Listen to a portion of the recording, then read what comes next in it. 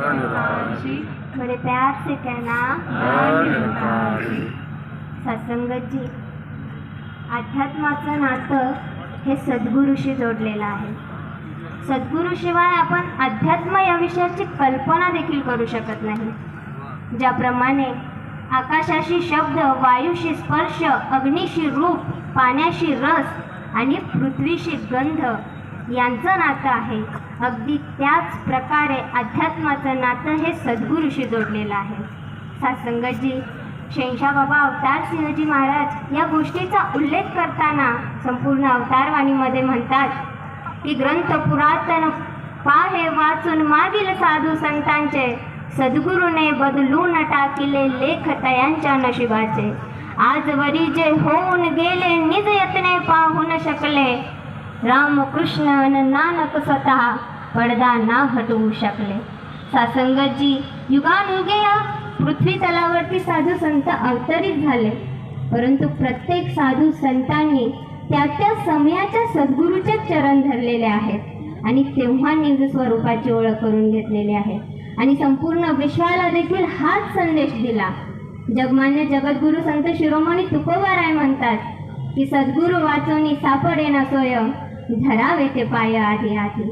की सद्गुरूशिवाय आपल्याला आपल्या निज रूपाची, मूळ स्वरूपाची ओळख होणार नाही. मग सत्संगाची प्रश्न निर्माण होतो की माझं मूळ स्वरूप काय आहे, माझं मूळ अस्तित्व काय आहे.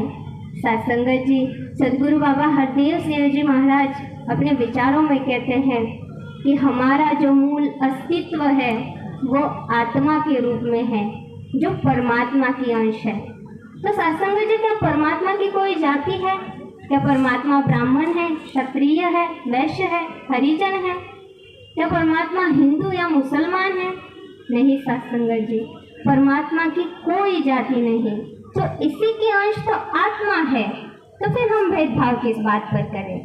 सत्संगत जी, सद्गुरू आपल्याला एका तत्वाशी जोडून या अनेकतेमध्ये एकता निर्माण करत आहे.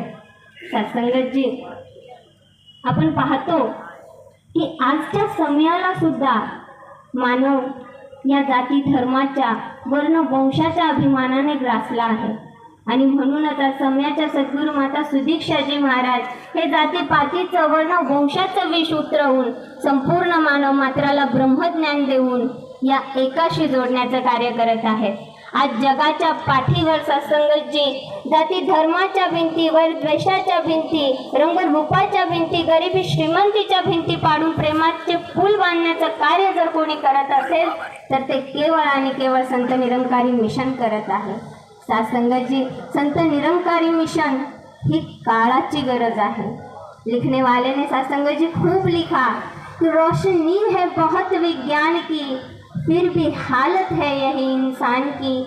लड़ रहे मर रहे हम ये क्या कर रहे, क्या करे ये जहाँ, हमको अब तक यहाँ प्यार करना किसी ने सिखाया नहीं.